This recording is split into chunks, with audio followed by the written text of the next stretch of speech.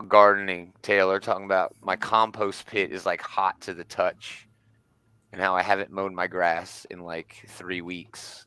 I was literally about to say that that's okay that I missed that, so you don't really have to go into any further detail. Awesome. It's awesome. We're planning on getting chickens by the end of the summer, dude. Gardening nerds. By the end of the summer, I'm planning on moving. Nice. Gonna get like your own place, like with your own ground that you can plant shit in. Oh yeah. There was a place that we were looking at that actually had a farmhouse in the back, and it was like 2.5 acres, and I'm like, can we have it? And then I looked at the price and I was like, no, we can't. That sucks. Just wait for the housing market to collapse, and then you might Actually, be able to get it. the housing prices have gone way down. Yeah, they're dropping. Yeah, they are dropping, which is only a sign of a recession. I mean, come on, we can't win, in this system. Let's not go there. Hey, everybody, it's the pre-show where we talk about what we're going to do on the show. I watched 2 movies of import this week that we're streaming. We'll talk about that segment 1 and everything else that y'all want to talk about. Wonder Woman got a kid, a bunch of quick hits, new Daredevil run, new Thor run, Taylor. I'm very stoked about this, dude. And then the Eisners. We'll run through the ones that we give a shit about. We're going to talk about the death of that character.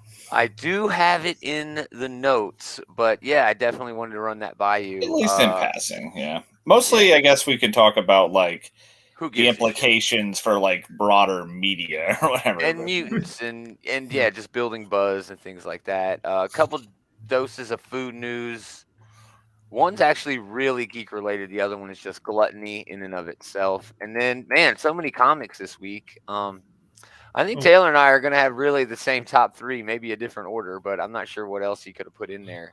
And I was really impressed by the book. There's a lot of solid reads, but not a lot of stuff that like knocked my socks off this week. And there was one that I thought was just fucking amazing. Maybe that's the one I'm thinking of. But yeah, my top three's interesting this week. Oh man, see, I don't even know what to pick anymore for the pictures, for the covers, in the interiors. But well, we got a ways to go before we get there. So yeah, we got a ways to go. So let's do it. Let's find a fun intro. I got to scroll down. Sorry. Yeah, we'll do this one. This one's fun. Man, I had such a.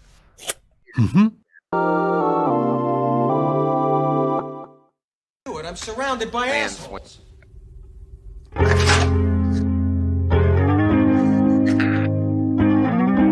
Well, fuck you. I'm asshole prime though, so it don't matter. Fair enough. It's all good.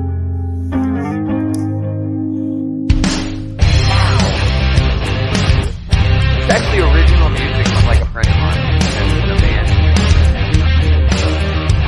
I remember we got hit one time using the Transformers movie music. Anyway, greetings, geeks.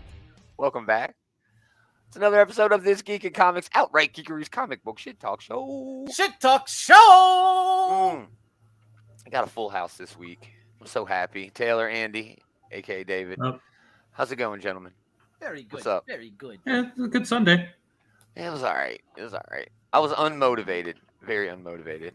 This week I was kind of motivated. I watched 2 things. A Dungeons & Dragons movie. A perfect movie. Maybe one of my favorites of the year. No, I'm going to say it right now. It's my favorite movie of the year so far. It was brilliant. I have a funny story about that. Me and the wife saw it on Paramount Plus, and thus, like true D&D players, we have rescheduled watching this about 5 times already.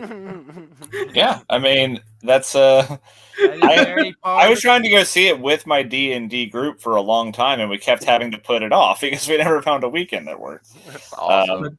The current plan is to watch it on Tuesday for us. So it's very good, man. Yeah, it's a lot of fun. There's a lot of like meta jokes for D&D players, but even if you don't play at all, I feel like it works. Amanda. Yeah, it works pretty well. It's just like it's fantasy Guardians of the Galaxy, so it's still a lot of fun, Yeah, she had a great time with it. Speaking of Marvel, I also watched Ant-Man Quantumania. It's just sort of meh. I didn't hate it. I had an okay time watching it. But it was really about seeing Kang. It felt kind of empty, except for Kang. If the main goal of this movie was to tee up Kang the Conqueror as like a big antagonist moving forward, they did accomplish that. But the movie itself is kind of forgettable, I suppose. Yeah, 100%. Not bad, just forgettable. Yeah, not bad, but yeah. What'd you guys remember do this the movie week? got reshot like 2 years after it completed. I Yeah, saw they did Guardians a lot for a of second reshoots. time. Oh, fun. Yeah. I've got some days off coming up. I was planning on going and seeing Guardians again, probably then. Nice. So no love for the new Fast and Furious movie. I've never seen any of them, but I am Me thinking neither. about seeing this.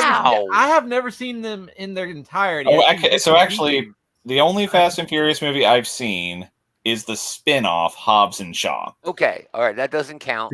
But I don't think it does. The Fast and Furious movie I've seen is the first Fast and Furious movie. Oh God, that is a blast from the past at this point. I've seen them all. They're all. I can't tell any of them apart. Completely misrepresentative of what the movies are now. Yeah, right. I can't tell any of them apart. You know, I always say the one where they're dragging the safe, the one where they jump from building to building. I mean, these movies really are just like the one with the submarine. They set up like absurd car stunts, and that's not a knock. I mean, I'm glad these movies exist. I love the shit out of watching the action scenes from them. Yeah, I'm tempted to go see this when I have time. It's Avengers with cars, dude. They could have called this movie Hot Wheels. Just give me a Gaslands. Give me a Gaslands movie at this point in time. Right. I don't know. Cars are always cool.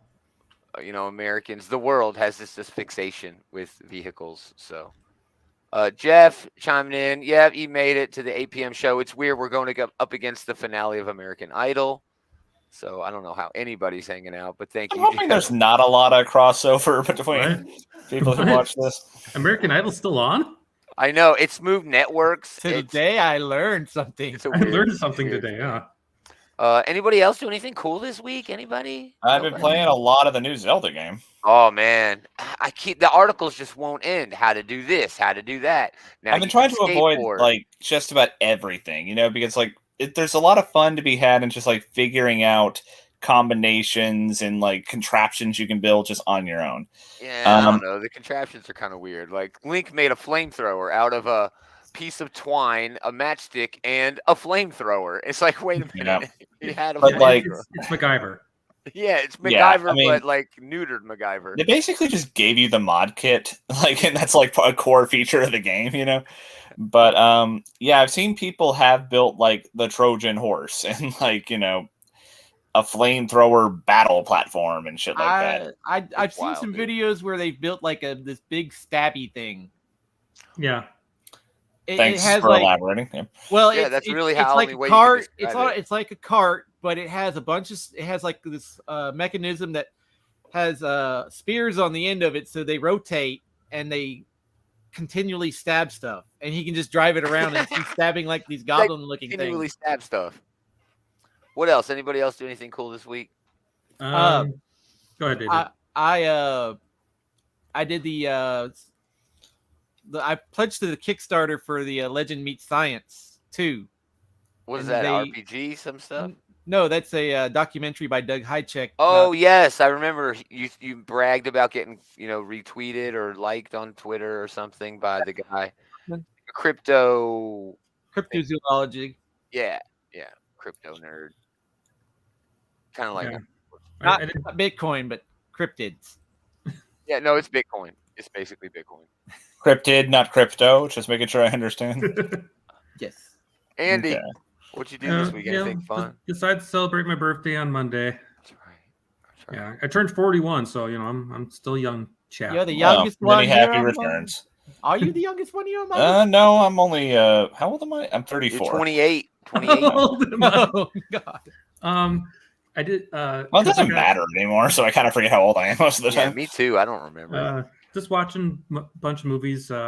Finished Star Wars Visions. That was really good. Nice. It's so dope. I prefer this second season over the first season. It's a lot better. Yeah. Watched a movie I didn't know existed called Hard Candy. That was really good. It rings a bell. That does ring a bell. Yeah, it's got Elliot Page in it. Very young Elliot Page. Oh man, I love Elliot Page. Yeah. Great. So cool. And other than that, it's just been kind of, just got done watching Spider-Man Homecoming because that's on Disney Plus, and I got nice watching it for the second time. More kind of half listening to it. But I watched Guardians of the Galaxy 2 on Friday, and that's probably why I've been so sad this weekend. Moving on, let's do news.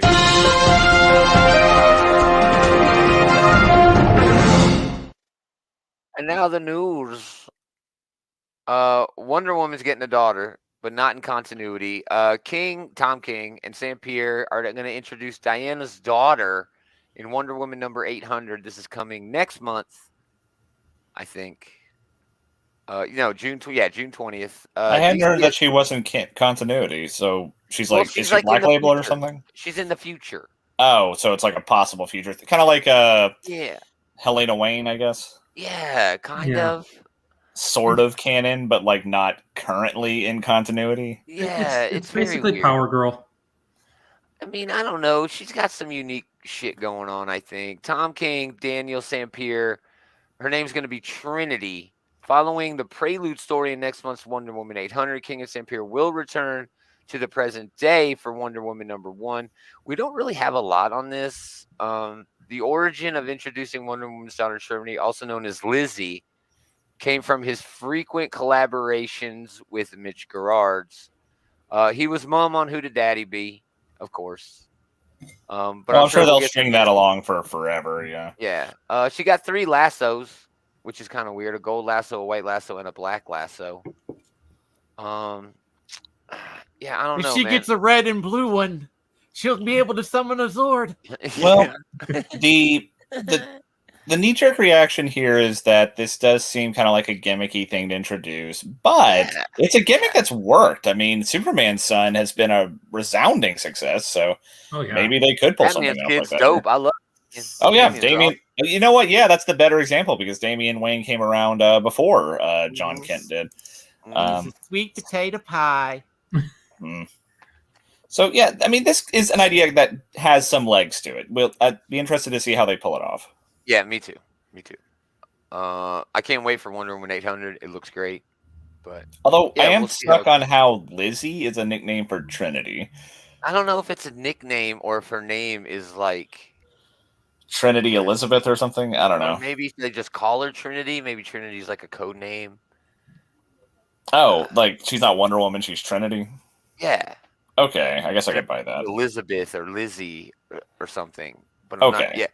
We'll learn more. They're really, keeping tight-lipped on this because it hopefully. Oh yeah, sure. They told us enough to get us to buy the comic. I was gonna buy it anyway. Sure. Yeah, but like get more people to buy the comic. Yeah. All right. The rest is a couple of quick hits before the Eisners. Chip's run on Daredevil. Chip Zdarsky will run with will end with number 14. They've already announced the new number 1. Saladin Ahmed and Aaron Cooter, September 13th. Ahmed said, "I wanted to only take this job on if I felt like I had a new, unique take on Matt and Hell's Kitchen." I love that already because it's bringing Matt back to his grounds, his roots. Yeah, getting him back to his back to basics, Yeah. And so that's at the center of this, him and his world. But it's the Marvel Universe.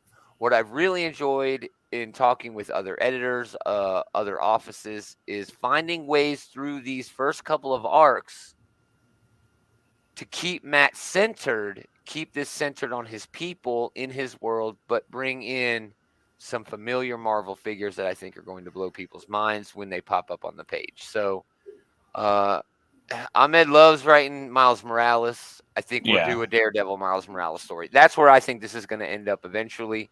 Yeah, I mean, you had me at Saladin Ahmed writing Daredevil. He's amazing. Yeah, I mean, that seems like a great way to follow. Chip Zdarsky's had a great run, and Saladin Ahmed's one of those few names where I'm like, okay, this is keeping me in, Yeah. That's not somebody you put on like a placeholder run like they sometimes do between the big runs, Yeah. I hate that there's a JR cover, but whatever. Well, he's not the actual artist. Yeah, Aaron Cooter's but honestly, dude. this cover's not bad. I mean, this is a good covering off some like Miller era stuff right here. Oh no, you're not wrong. Yeah, this is Miller now that Miller is not Miller anymore. I mean, JR does good like movie poster poses. It's just like kind of drawing the action of things that I think he struggles a bit with nowadays. Yeah, but I'm all in on this. I can't wait. Very excited. Again, Chip's run has been great. It's been way too epic for what Daredevil should be, in my opinion, more street level shit. I don't think it's a bad idea to have Daredevil branch out and do like, I mean, we've had Spider-Man in space, we've had Kamala Khan's been on alien planets. It's okay for these guys to get out of their sandbox every now and then, but it is also refreshing to see like the iconic setting with like this iconic character, you know? Yeah. Yeah. All right, Daredevil's coming out. We'll talk more about that when it launches. Now, there's another book, man. Al Ewing is doing a book called Immortal Thor. Now, this is off of the heels, basically, of his Immortal Hulk run. So he's basically challenging himself, right? Yeah. Putting the Immortal title on a book after the Immortal Hulk run, which was just brilliant. I mean, that's not an accident. Yeah, they're taking this maybe the best Hulk run of all time. It's in the and running. taking this, Easy. yeah, same writer, same adjective, and that is throwing down the gauntlet for himself. I think, you know, trying to match what he already did. Yeah, he's doing this book with Martin Coccolo, who's been on Daredevil, or pardon me, on Deadpool right now. Matt Wilson on the colors. Alex Ross is going to be doing all of the covers. This is I didn't realize he was doing all the covers. I thought he was just doing the types. Just like with Immortal Hulk. He's doing all the covers. Yeah. Oh, this is going to be a good series then. Oh, it's going to be really good, dude. He's already got the first 50 issues roadmapped, and I couldn't be more excited about. Yeah, I am. If they can get to 50 issues. No, that I don't think there's any. Al Ewing, yeah, he'll definitely do it. But yeah, I don't think if he's got the roadmap, he'll do it. Yeah. Thor is a favorite character of mine, and I don't want to knock the Donny Cates run, but it just wasn't for me, you know? Well, it was a little too, like... of Aaron's amazing fucking run, dude. God, yeah, that would have been impossible to live up to, so yeah, that's not really a fair comparison to make. But Al Ewing going up to bat with, you know, the Immortal title here, and I'm really stoked for this. Yeah, dude, this is going to be something special. Man, I can't wait. Get every issue, get every variant you can, because, yeah, this is going to be a big deal. The problem is he's already going into it, Al Ewing, sort of testing himself. I have to try. You know what I mean? I have confidence in the guy, but, man, it sounds like he don't have as much confidence in himself as maybe he should. I do like that Thor's going back to the regular Thor costume. The whole P or whatever that Donny Cates brought in was cool. It represented like the thorn on the world tree. I liked it. Yeah. Well, that's actually the symbol you use for Thor in like Norse runes and stuff. But yeah. But no, you're right. The Kirby look is cool to see once again. Oh, I love it. I love it. So yeah, look out for that one. Now we get into the Eisners. Okay. The 2023 Eisner Award nominations have been announced. This always leads to a little bit of arguing, which is why I put it in here. A little bit. So, best single issue or one shot. I didn't bring all of the categories in. Just, you know, the ones that I thought we'd like. One Bad Day, Riddler by Tom King and Mitch Gerards. Mary Jane and Black Cat Beyond, Jed McKay, C.F. Villa. That's actually your Avengers team. I'm sure we'll talk about that later. Moon Knight, Black, White, and Blood number 3. Star Trek number 400, which is actually the first part. You know, it had the prelude to the issue number 1 of the new Star Trek series, which is fucking amazing. And my pick, A Vicious Circle, book 1 by Mattson Tomlin and Lee Bermejo. Nothing on that one? Lee Bermejo. So. Oh my God. That book was so good. A Vicious Circle on Boom Studios. That book was amazing. Yeah, well, that was a good book. I think Riddler. Oh, that was a time travel one, right? Yeah. Yeah, it's the one where like the dad is like he's with his family and he goes down into the basement. He has the dude chained up. Yeah. Okay. All right. Yeah. I never actually read it, so I can't really comment on it. Yeah, we talked about amazing it. From the previews. Amazing. Besides the Star Trek one and Riddler One Bad Day, there's not really much other competition besides that for you know, what's going to win it. So, because a lot of people did like Riddler One Bad Day, but the Star Trek 400, which sets up the new series, is definitely probably a heavy contender in this field. Yeah, we'll see. We'll see how that one goes. That's a hard one. That's a hard one to pick. Best continuing series: Daredevil, Department of Truth, Philadelphia, A Nice House on the Lake, Nightwing, and She-Hulk. There's so many good books on here, but I'm sorry, Nightwing. Yeah, Easily. Easily. Daredevil's been great, you know, but Nightwing's been next fucking level. It's basically been guiding the entire DC universe to where it is Not right to diminish it, but we've had all sorts of great Daredevil runs. This is the only Nightwing run I can think of that's like, you know, a Good must call get. out. You know. Good call out. Best limited Animal Castle, Batman One Bad Day, Human Target, Miracle Man by Gaiman and Buckingham, and Superman Space Age by Russell Allred and Ooh. Allred. It's Space Age. It's got to be. That's Animal Castle is a strong contender here. No doubt. I like Animal Castle, but I also really like Human Target.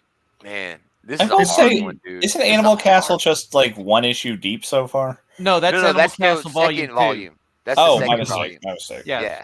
Yeah. The first volume is completed. Yes. It's going to go down between Animal Castle and Superman Space Age. Those are going to be the top two. I think so too. The One Bad Day thing was cool.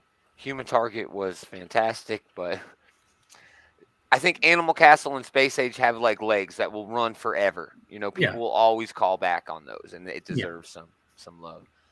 Best new series, not a lot in here, but Atonement Bell, Love Everlasting. That's Tom King and Elsa Chartier's like romance comic over at Image. But Public Domain by Chip Zdarsky. Hey. Yeah, that's a great book. But they're Yeah. also calling out Star Trek by Kelly Lansing and Rosanos, and Traveling to Mars by Mark Russell gets a nomination. Man, there are some great books on that list. Public Domain is fucking so good. Traveling to Mars has been amazing. But I'm sorry, I want Star Trek to win this so bad because it's so deserving. You know? Now, part of that is, you know, being a Star Trek fan, but when's the last time you could even put a Star Trek comic book in the conversation? And that's an amazing accomplishment. Exactly. My thoughts exactly, dude. I think Public Domain will win. It's really good. And It's it's got that very like good. meta sort of history thing with comics. There's a lot of parallels between it and Bill Finger. Yeah. Best writer, Grace Ellis on Flung Out in Space, Tom King on Batman, Killing Time, Batman One More Day, all these other books, Human Target. Mark Russell on 100 books, One Star Squadron, Superman. Oh, One Star Squadron was really it was good. so fucking rad, One dude. Star It was Squadron so fun. was, I think, a big sleeper hit from last year. It was really good. James Tynion, of course, and Chip Zdarsky for Stillwater, Daredevil, Batman, and all these other things. Public Domain. Yeah, Public Domain. Chip's got this award, hands down. Man, I don't know. I don't know, dude. It's a I don't tough know. race right here, man. That's why I wanted to call this one out. Very close. Could you tell me the names again? It's Grace Ellis, Tom King, Mark Russell, James Tynion the Fourth, and Chip Zdarsky. No Jeff Lemire? Mm-mm. Oh, that is a I snub. know. It is For kind of a 10,000 Black snub, Feathers dude. coming out last year? Yeah, that's a snub. Yeah, dude. He had all that Bone Orchard. He's had I understand Little that Monsters. they probably don't want to throw Jeff Ascension. Lemire's name in there every single year, but Because he's he win did some every year.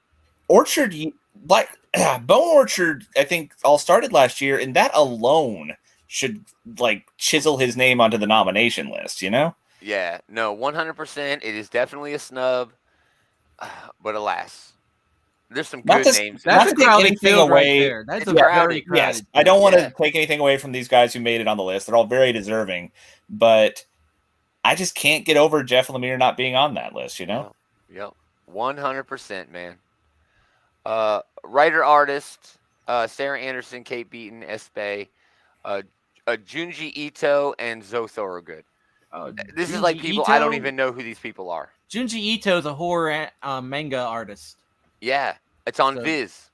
Yeah. I bet Manga-kun get a lot of, they kind of clean up in this category because they often always do writing and art on their own books. Yeah, it just really kind of shows. I wanted to spotlight this because it really kind of shows how, like, Jeff Lemire is a writer artist. He has books that are on the way. The Fish Flies book that's on the way, but really, this is a manga category. Because You Oh, know? yeah, This but really that's shows the generally difference. what it's generally manga. It is the writer and the artist are the same person. So I Yeah. mean, and they crank out a lot of stuff. Yeah, dude, they're always drawing, man. Best penciler, inker, or team, Jason Sean Alexander on Hey, Philadelphia. hey. Yeah, local boy, Portland, Tennessee. David used to date his No, that is untrue. Alvaro Martinez Bueno for A Nice House on the Lake, Sean Phillips, Bruno fucking Redondo, and Greg Smallwood. Sorry. Bruno Redondo and Greg Smallwood are the only ones that are running in this. Yeah. I'm sorry, Jason Sean Alexander. You're amazing. Philadelphia is a dope book. It is. I just don't think he's going to get the win here. That Totally is agree. really hard to. That's a wall to get over. Those two, you know. Yeah, dude. And Sean Phillips, too. You know? Yeah. I mean, all great artists, of course. You know, they wouldn't Yeah. be nominated if they weren't. But yeah, Bruno Redondo. I feel like I never saw anything that kind of matched that like single montage issue from the year before. Oh, man. It But was so good. he still does amazing work. And Greg Smallwood on Human Target, he had such like a pitch perfect noir look to everything. It was really great. Sometimes I thought that was like Phil Noto doing the art. I It know. was so good. Yeah. Best painter multimedia artist: Lee Bermejo, Felix Delep, Darius Schmidt, Sana Takeda, Zoe Thorogood, and Thomas Woodruff. I'm sorry, Lee Bermejo is a shoo-in for this. Sana Takeda is amazing. She's a dark horse here, but yeah, Lee Bermejo is a shoo-in. I kind of hope she wins, though. I kind of hope. Yeah, she wins. because that's on Monster. She's on Monstrous, but Yeah, she's on but Monster. that also did a artwork book on the called cover- The Night Eaters. I'm not familiar with that one. But Yeah. But what the cover art, the art on the cover is the art in the interior. I mean, she does some amazing stuff. We'll hear her Oh. name again. I think she's going to win in another category. Best cover artist, Jen Bartel. That's my pick right there. Bruno Redondo, Alex Ross, Sana Takada, and Zoe Thorogood for Joe Hill's Reign. I'm sorry. Sana Takada has a good chance of winning this category. Oh. Yeah, her But covers Jen are pretty Bartel's going to take it for these interesting. She-Hulk covers, dude. These She-Hulk covers have been so amazing. They've Jen, been so whatever good. Jen Bartel does is pretty amazing too. Yeah. So I don't know. That's a tough one. That is a crowded field. Coloring, Jordi Belair, Jean-Francois Ballet, Dave McCraig, Jacob Phillips, Alex Ross getting a nomination for his Fantastic Four Full Circle.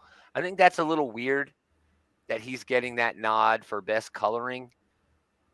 He did do the coloring in it. It is a departure, but I'm just not sure that the coloring in there deserves an award, except for the fact that it's Alex Ross doing the coloring, and it's different from his usual style. That's I just probably think what they that's weird. nominated him for. Yeah. But Jordi Belair, it's so hard to beat her. She's just so amazing. And that's it. That's it. We do have best lettering because I wanted to mention that Stan Sakai is nominated again for best lettering. I think he's gotten like 3 best lettering awards from the Eisners. But those will be handed out July 21st during the big Comic-Con. All right. Do we want to talk about Miss Marvel? Just briefly. Go ahead, Taylor. Because I don't want to talk about Miss Marvel. We're having a bit of a discussion in the chat about like this seems like a foolish move to me because they have her movie along with Captain Marvel and Photon coming out in I think November. Yeah. Yep. Yeah. So this is coming out. This issue you're showing here. This is going to come out either June or July, right? Mm-hmm. Mm-hmm. So either that you don't want the character dead. We of course know she's coming back. That goes without saying that every major comic book character, when they die, they will eventually, inevitably come back. Yeah. But you don't want the character dead when the movie's out, and that just doesn't seem to make any sense. Are they going to fast forward this? Are they going to like? Then why do pipeline it? this? If you're going To to have build the character buzz. be back within a couple of months, it doesn't build buzz. I think it does with like the normies. You know what I mean? I think they see these stories where, oh, I know who Captain Marvel is or Miss Marvel is. She died. You know what I mean? She's a popular character now outside of comics. Yeah, she already had her TV show come out, and Yep. and she's in that trailer. She is I think the best character that they introduced within the last 10 years. Yeah, without a doubt, and it's a big deal.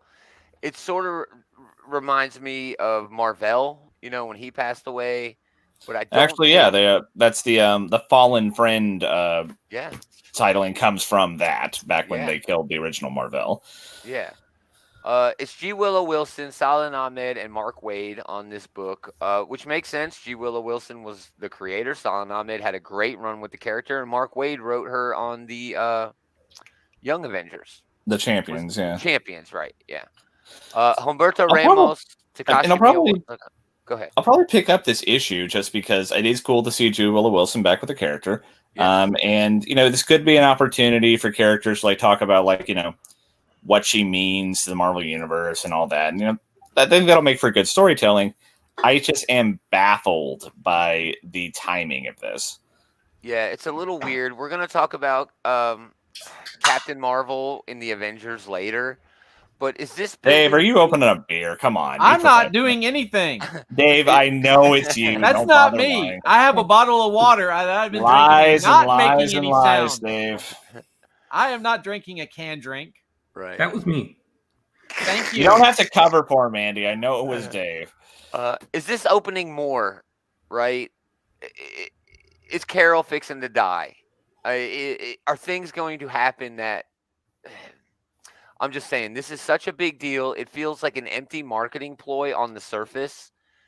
I'm just thinking there has to be more to it. There is definitely a mutant on the cover here. Are they going to make, Kamala a mutant with the resurrection protocol? She They don't even is a need mutant to. in the MCU. They resurrect normal people now. They don't even need the mutant angle for that. Well, they have Right. Wolverine on there because she was the first hero that she met.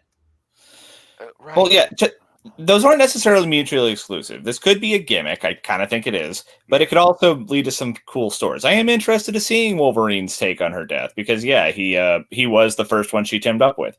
I am interested in seeing Spider-Man because I haven't been reading that Spider-Man run, but if he basically is the problem. Apparently, it's somehow his fault, which explains why he's like super angsty. Which we haven't even talked about the Spider-Man angle of this. Yeah, I know. You can write Spider-Man stories without them being misery porn. You don't have to just like throw empty angst at the character every fucking time. He always loses, Even when he wins, he loses, and it's just God. It's so not annoying. necessarily. Just lazy writers Doc right was taking over his body. Yeah, dude. Lazy writers just make it all angst and mopiness, but they don't have to. There's been a lot of amazing runs where they didn't go down that path.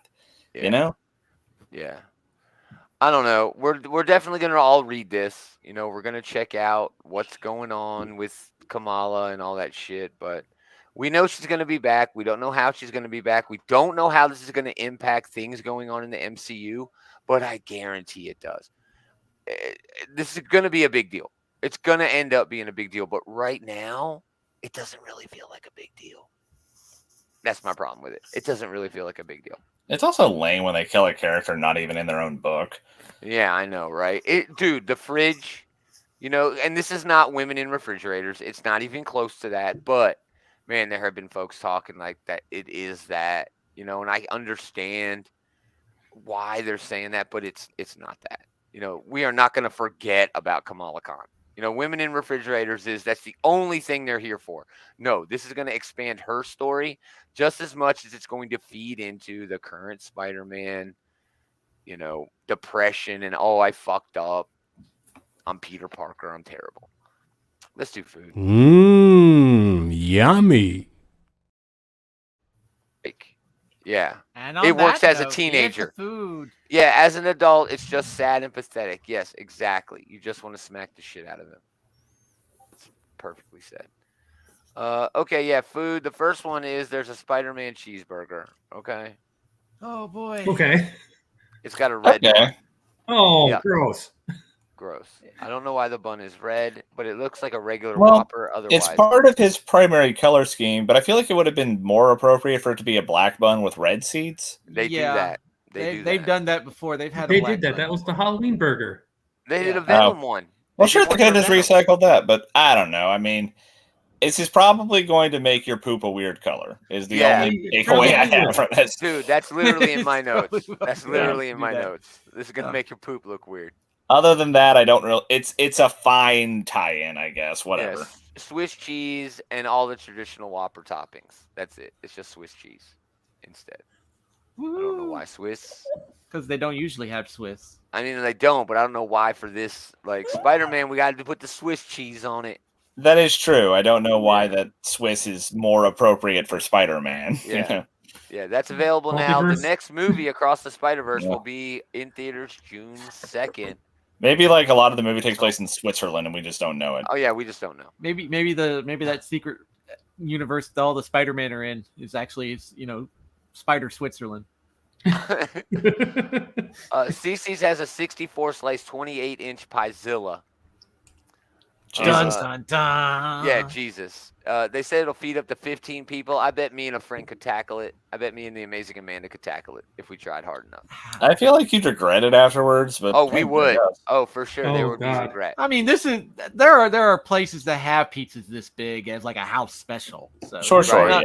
yeah. Make sure I update my will before I even start on that thing. I am surprised it's coming from CC's because that's like a buffet pizza place. I don't necessarily go there to like cater for a party, you know? Yeah. Eli asking if the bun on the Spider-Man burger tastes like velvet cake. I know that it It will, like it chocolate. will, It's and kinda you will gross. love it. Nasty. This feels like the kind of thing you go in and order, like, and you get your whole meal for free if you eat it all, in like an hour Yeah. or whatever. Man versus food. Yeah, man versus food. He had to this- stop doing that because of health problems for doing that. I know, He man. had- They were killing Of people. course he Yeah. did. I mean, it's like That guy popped back up on some like video with Wolfgang Puck talking about like some kind of like pizza that was bar pizza or something like that was served on cocktail napkins. Oh my Just like God. here, like recently, like within the last couple of days. Yeah, man. I like CC's, dude. There's, like there's CC's. no CC's here in Minnesota. I can tell you that right now. No, Eli's in I know Minnesota. we're He just said they missing closed out. it down, though. They closed it down. well, there isn't one anymore, I guess. Yeah, they But, used to be one, and they closed. yeah, I have a soft spot for CC's. I used to eat it a lot when I was younger, but Yeah, me too. It was It's a fun. celebration of food. It was, man. There's this short-lived television show. It was only on for one season. Me and the wife watched it when we first started dating. It was called The United States of Bacon, where this one guy just kept on going around to all these restaurants that serve heavy loads of bacon on stuff. And it's like, his thing was like, it needs more bacon. It's like, no, it doesn't need more Did he bacon. It's fine. die? did he? Yeah, No, he did didn't he die. die? He's still That was actually fine. the first thing I was thinking. Yeah, did he pass all away from heart disease? Did No, the food he win? didn't, actually. Oh. He's, Yeah, he's did the alive food and well. even though he win? weighed Man like versus 400 food. The pounds food doing it. won. So this is made with 4 pounds of dough, 28-inch pie, 64 slices. Yeah, I It's know. only $49.99. It's available starting Monday, May 15th. Oh, Any extra ingredients are $5 if you want more toppings. When the Piezilla first appeared in 2022, it was $65. And extra It leveled toppings an were entire $6 city each. before it returned back to the Sea of Marinara. Yeah. Man, what? That doesn't make any sense. I mean, this is basically the equivalent of buying your pizza in bulk. Why would they make it more expensive to get your pizza this way? Yeah, they're making it cheaper. So Could you just not have it's the only pepperoni? You $50 just have now. a 28-inch cheese pizza? why would you want that? Why would Man, you get the want fuck outta cheese here with that pizza? shit, No dude. shit. It's like, oh, are you a painter? No, that's a blank white canvas. Yeah, no, you're not a painter. You didn't he eat. at least one topping besides cheese. Yeah, somebody's like, oh, I get extra cheese. That's not a topping. No, I'm Cheese not. pizzas are for Just get kids who 6 don't like to cheese. eat vegetables and won't put I- them on their pizza, who don't want to eat Thank meat. you. I Thank you. used to work at Papa John's, and people are like, "I just want a cheese pizza." It's like, that's not a pizza. You need a topping on it. But yeah, sure, I'll give it to you. Yeah, I would talk. That I'm shit gonna too, put man. hot sauce on it. Did you get in That's trouble not a for topping sassing the either, that's a customer? I condiment. completely agree with you, but I'm curious if you got in trouble for sassing the customer. Yeah. No, I didn't. Okay. I worked there for 2 years. He Not worked proud there of in it, the but I era worked where there for 2 people years. wouldn't, the customers wouldn't sass back. Nowadays they'll sass. You gotta remember, this was like, Oh, you know, that's hilarious. this is like, 2002.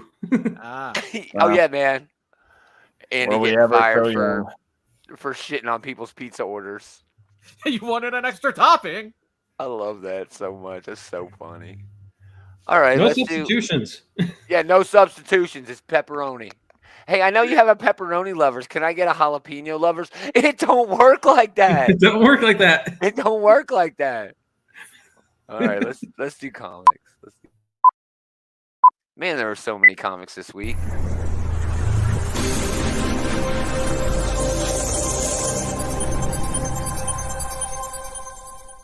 Digital, all kinds of number ones, but my honorable mention this week. Man, I have to get to the pictures. Sorry. One honorable mention this week from me for, damn it, Star Trek number 8. Colin Kelly, Jackson Lansing, Mike Freehand, still going strong as hell. The Theseus borrows some shit from a previous episode, of Deep Space Nine, and they have solar sails because there's a weird nebula. You know what I mean? And they have to get through it, to find this station to find whatever they need to find. What the fuck ever. Man, but, they just wanted an excuse to have like a cool look for the ship. But of course, I'm fine with that. But yeah, me too. They're just repeating an episode of Deep Space Nine. Yeah, yeah. But the trial of Cisco for the Cardassian War was just fucking perfect. It was so fun. He's still ain't out of the woods. Good. Garrett comes back to be his lawyer. Garrett shows up. So there's a lot of nostalgic Garrett, fun, dude. the best character in Star Trek. Oh, Deep he's Space amazing. Nine. So He's great. He's So not a great. tailor. He's just a simple tailor. Just a simple tailor. But my number 3 this week, all my 3 are basically, high profile books. No, not that one. Avengers, number 1. Jed McKay, CF Vita. It felt like I had read this before. Okay, it had a lot of first issue syndrome. That's what keeps it as an honorable mention for me. Yeah, as we see this new team. But dude, there's so much fucking potential here. They are really pulling out all the stops. The art was great. We're already seeing where this series is going to go. And yeah, I had just a great fucking time with this. Yeah, this issue was a pretty good opener. They're gathering the team. I like the let's get a new reader acquainted with this character, like why they're important. Yeah. And yeah, they're pimping out Kang for his increased role in the MCU. It's all well and good, but yeah, I like the lineup. I thought it was a cool opening salvo. They brought back kind of like a powerful but not particularly well known person for them to beat up here. It all worked pretty well. Yeah, and Terminus is weird, dude. He's such a weird guy. But yeah, it was a good book, good issue. I'm really stoked for what's to come. This book is more of a prelude to that, and it got me excited for the Avengers new thing that they're doing. So yeah, it cracked my top 3 this week. So Taylor, honorable mention. Number 3. That's why I mentioned Avengers. That's a pretty solid honorable mention. Flash was fun. It's always fun. Apparently not. Not fun for a young one there. Yeah, but, Flash is good. I hate Granny Goodness with a passion. She sucks. But yes, please. Well, I mean, she is awful. But she's awful. Captain America: Sentinel of Liberty was. Oh man, I got to show off this book. Yeah, this was kind of it's like a transition issue. We're like going from like an action set piece, kind of moving to another one. But yeah, the montage fight between him and Black Widow was pretty solid. I love this where they were going back and forth. Yeah. Oh, I loved that so much. That was just great comic booking there from Lanzing and what's his name? Lanzing and Kelly. Yeah, great work. Yeah. Superman number 4 gets an honorable mention. That continues to be a really good Superman run so far. The Vigil and Cyborg were both okay debuts. Yes. Just okay though. Yeah. So this panel in Cyborg, this 2-page spread was beautiful. And I will say though, dad coming back as a terrible eulogy. Absolutely. Oh no, yeah, worst terrible eulogy ever. He's like giving his backstory to them instead of, which I get from like the comic book standpoint why he's doing that, but like if I was sitting there in the church and he's barely mentioned his dad. He just kind of told us all about like joining the Teen Titans and stuff. Yeah. Terrible eulogy. I love how everyone's like in a tux but still wearing their masks and shit. It's so cool. Yeah. So stupid. Yeah, but yeah, what's the other one you mentioned? Vigil. It was pretty good. It has some potential. I'm on board for. It's interesting. That's my number 3. We barely know what's going on. Nice. Well, then I'll let you talk about it in a minute. Yeah, we barely know what's going on so far, so that's why it's still just an honorable mention for me. Yeah. My number 3 this week is Guardians of the Galaxy, number 2. Oh my goodness.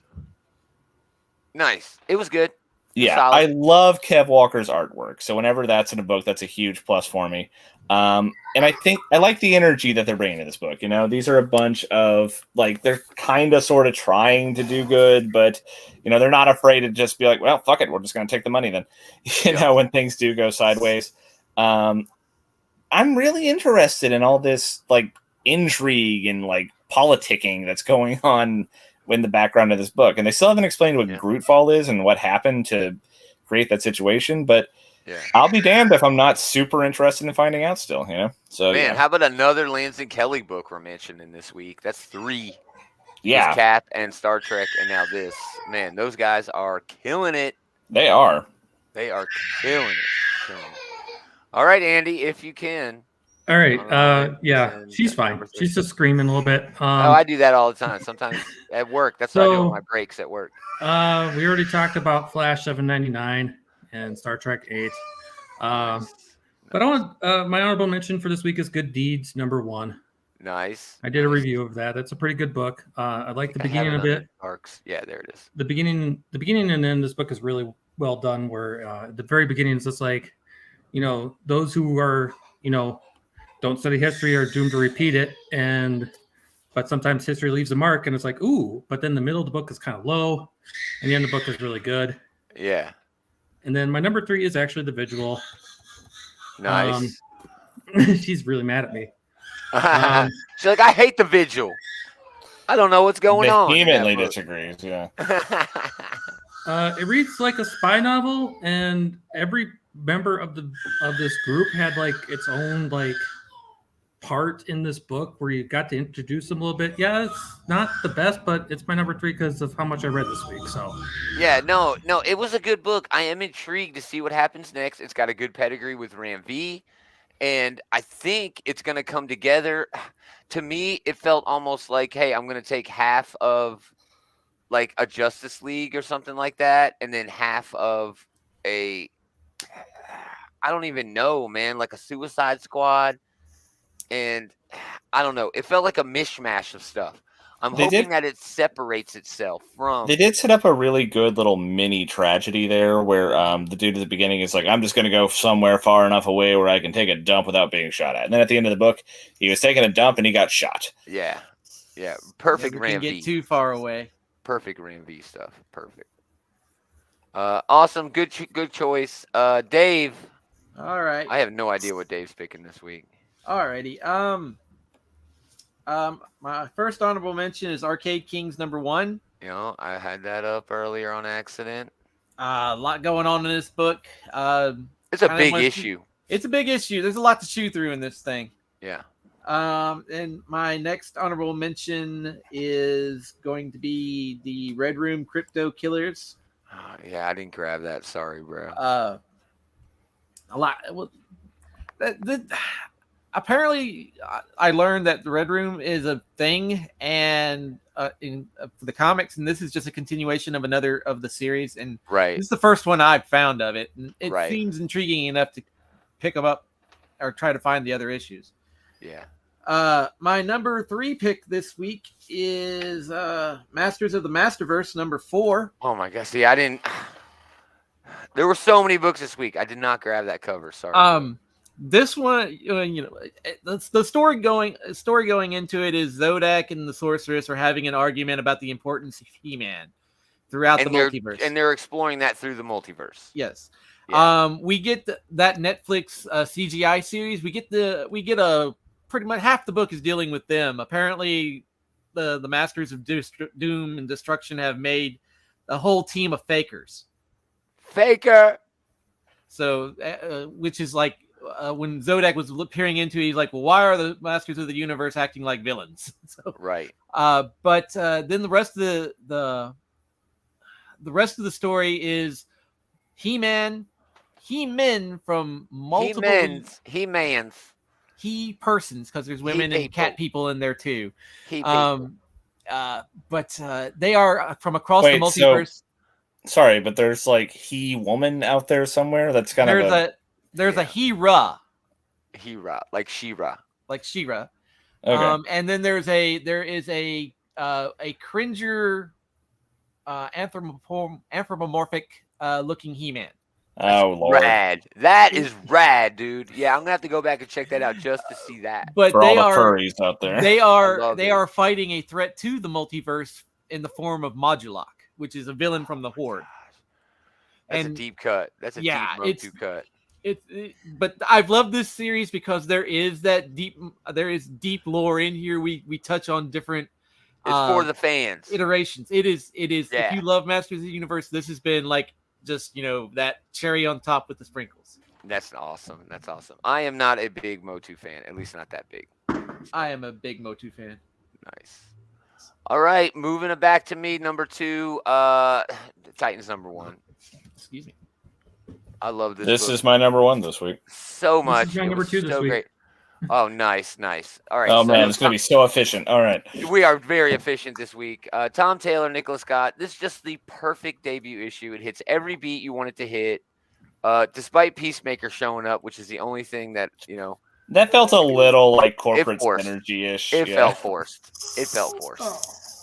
I love the new look to Titans Tower with the greens. It's like a new sort of vision.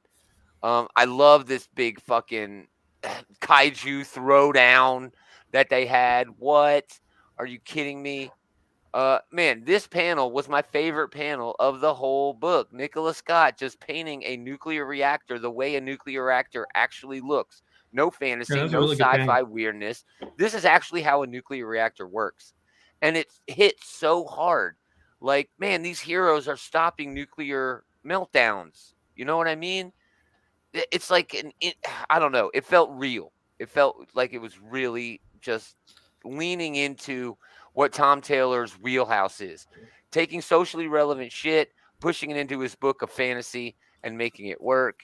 Yeah, and speaking of Tom Taylor as writer, one thing we like to rave about in the Nightwing book is the interactions he has with his, friends and family and other supporting cast, and that's really on display here as well. And we get more than just Nightwing's perspective, which makes it kind of a better version of that too. Yeah, the Raven Beast Boy relationship taking it was really sweet. It Yeah. continues to be sweet. There ain't no way that Tom Taylor isn't planting a seed there for to break our fucking hearts down the road. Oh, he will. And I can't wait for him to break my heart. I love this when Peacemaker's like trying to push his fascist nationalist shit, and he's like, "I'm not from here. I'm not even from this planet." And then Raven, "I wasn't born in this dimension." Just this great shit. And then this ending, where it's like, "Oh shit. What? Wally dead again. He fucked up again. Time travel." Well, I mean, we know that this isn't going to stick, but it is an intriguing way to start off, right? They basically took who was arguably the most powerful member of the team, and they set up some sort of like murder mystery here. It's a lot of fun. Exactly, dude. So fun. The whole shit with Tempest with Garth. That's awesome, dude. What has he got going on? I'm sure it has to do with the reason, Monkey Boy over here, I don't even remember his name. Yeah, over here fighting. This issue really touched on a lot of the pillars you want to see, right? Like we had really cool action. We had look at this fucking kaiju fight. That's amazing. Awesome. And then we had great like interpersonal dynamics between the team members. And we also got a lot of seeding, that it's going to be big payoffs, more than one, not just like one thing that they're going to pay off down the road, but 3 or 4, Now, this is Beast Boy as a kaiju, right?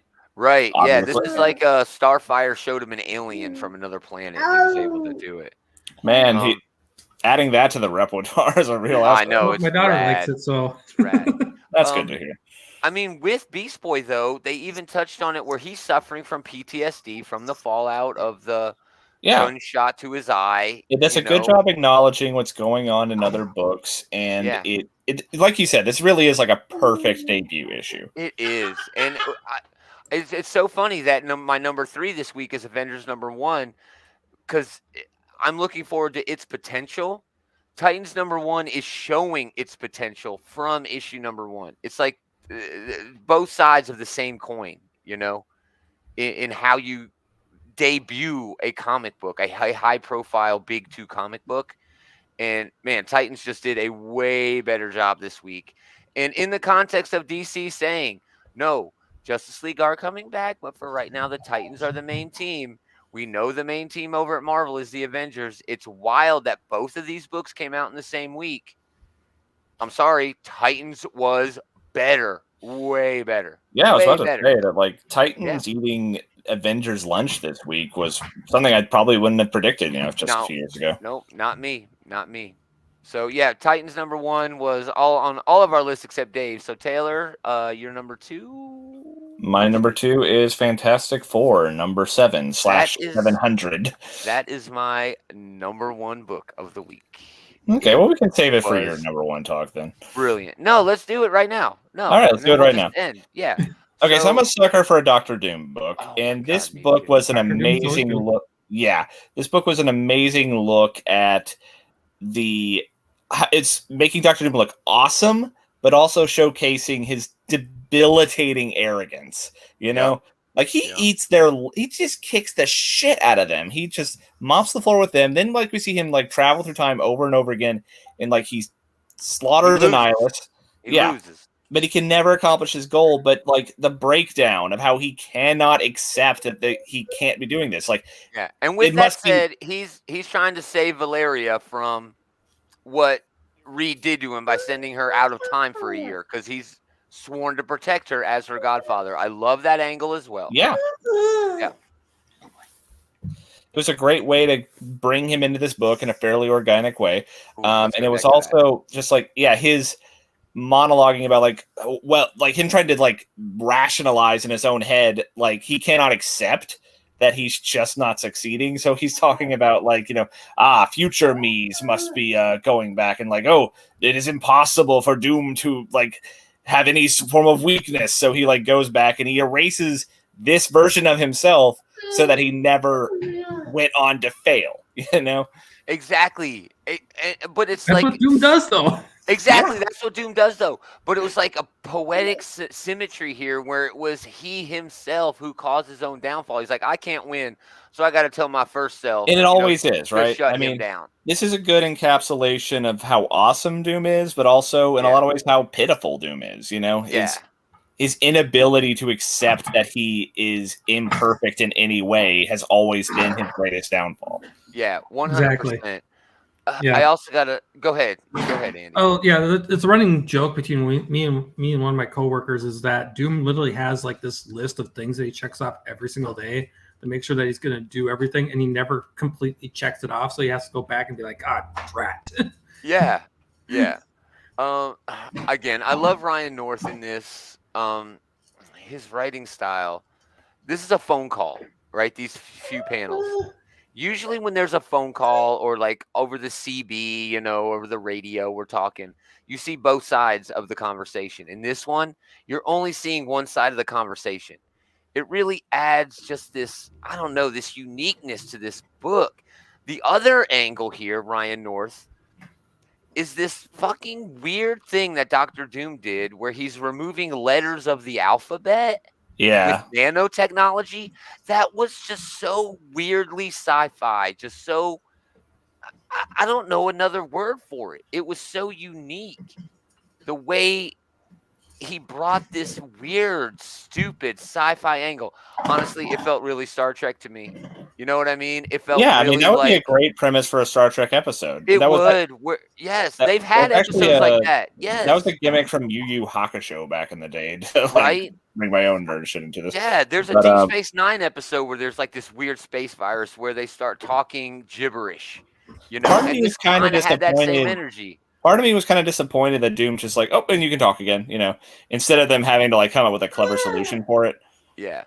But that being said, like, this was this also had panels that threw back to Marvel history, Secret Invasion, Civil War. It had these little moments, where Doom was doing his best to save his goddaughter from only a year of being outside of time. She wouldn't be impacted at all.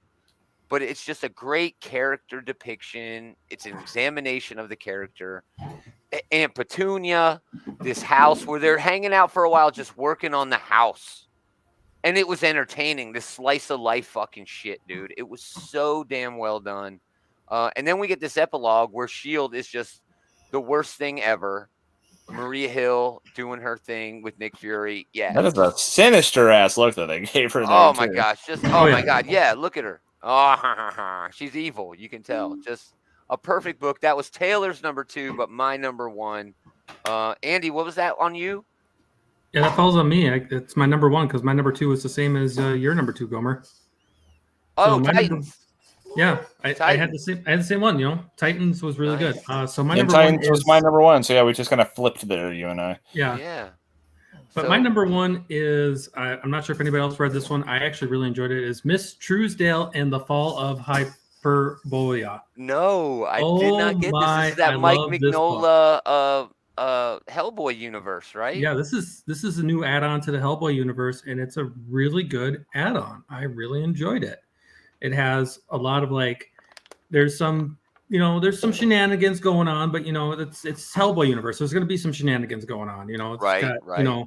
it introduces some good characters. It has a nice, good side plot line that can kind of weave into the Hellboy universe. But it's a very solid issue overall. And it's like I said, for I read, I didn't really read that much, so it's just it kind of got number one by default. So Nice. Well, Mignola's, I mean, come on, Can't go wrong. royalty. So, awesome, Dave. Did we hear your number 2? Nope. Man, Dave wraps it with 2 big reviews. Alrighty. This is So gonna be. my I have number- no idea. My number 2 book is Nowhere. Number 3. No Or one. No number One. 3. No one. Number 3. Yeah, no one. Batman. So in no the win and Masterverse. nowhere in the Marvel book. that was We a are, really solid issue. yeah, we are still pretty deep in the mystery of who this new No One is. I wouldn't say the noose is tightening, but now he has made contact with the podcast, the reporter that's doing the podcast about him. Interesting. Yeah, but there's a lot of ground they're covering now. Since the detective just basically up and decided to retire at the end of the last issue, he's getting like an exit interview, and like another detective burst in to be like basically lay accusations at him. Like it is basically the massive verse of Batman, but we just really haven't gotten into this Batman character being Batman yet.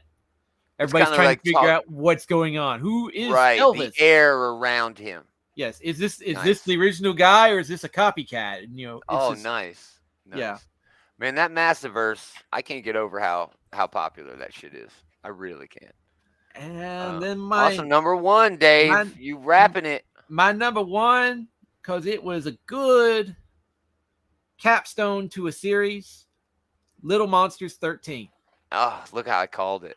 It was good. It was really good, dude. It was very good. It was Jeff Lemire doing Jeff Lemire the way Jeff Lemire does Jeff Lemire. I mean, that's the only way you can put it. That is the only way you could really, Yeah. But all these little vampires have basically divided up into different groups now, and the bully is I know it's out. Yeah, and there were humans in there, and well, I don't the know. human girl that was they found on early on, basically to save her life from Billy, they turned her into a vampire. Yeah. And now they've split up into 2 different groups, and they're going around finding other human survivors and offering them the chance to be vampires now. So It's almost like these vampires are like, okay, it's the apocalypse. We want to be nice to you by turning you into vampires. yeah, well, they made the offer to the kid they found at the end of the book in the woods. They're like, you don't have to be alone again. You don't have to Yeah. ever be alone. But in order to do that, you've got to become a blood-sucking, day-hating. You know what I mean? It was Yeah. kind of like this duality, like, am I better off? Do you think this will get a second volume? Do you think Jeff Lemire will come back here? It's I a Jeff think he Lemire could. book. It will. I I mean, think he could. Descender got a book, a sequel Yeah. series. Yeah. Jeff Lemire does sequel series. I mean, he will do sequel series. I don't know how long it'll be. It might be a year, it might be 2 Yeah. years, but It I just think he'll have a feels like, follow-up. to me, this felt sort of like a prelude. Like, I want to create a post-apocalyptic universe with this weird, like, awesome vampire spin. Not awesome like, oh, it's really cool. Like, awesome, like, these vampires are actually doing vampire shit, but they're doing it for the best reasons. Well, when the Yeah. series originally came out, I was kind of expecting a very Walking Dead twist involving vampires. And that's kind of what we got, kind of. Well, we didn't get that. Little You know, bit. we didn't get like a Rick Grimes killing No, vampires. no. But no. we did get like this delve into humanity Yeah, with a vampire twist. yeah. And it's a very distinctive perspective because they're all Yeah. children who got turned before the apocalypse. Yeah, And for so sure. they have memories of what life was like, but those memories seem to be fading. Yes. And what comes next? Yeah. So yeah, I And- think we're gonna definitely get to revisit this. With all that said, with the reviews done, I would be remiss to not show off the coolest panel from this week's fucking comics. I know we didn't talk about X-Force, but holy shit, That was a MODOK good panel. fucking Wolverine is dope. I'm sorry, it's dope. It's awesome. It was so rad. That X-Force book was Futurama so much Wolverine fun. with his head in a jar. Yeah. Oh, dude. If this X-Force book would have come out any other week, I thought this was going to definitely hit Taylor's top 3 because it was such a blast. But awesome. That's us. That's us, y'all. We did it. Thanks for hanging out. We really appreciate it. Made If it you like through. what we're doing, check out what's going over at the Comic Book Bullies.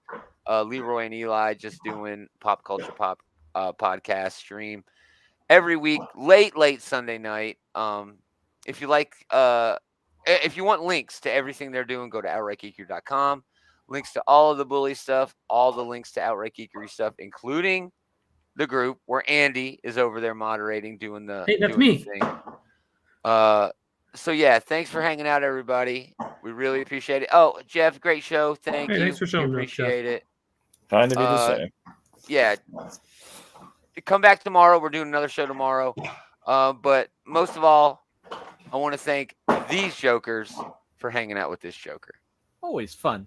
That's all We good. are gonna do it again next time. Saying Geek Time, saying Geek Channel.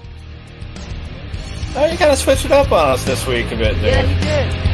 Or me? Did I switch it up? No, he did the voice a little different. Yeah. Gotta keep it fresh. That's what keeps the viewers coming back. Trying to keep it fresh.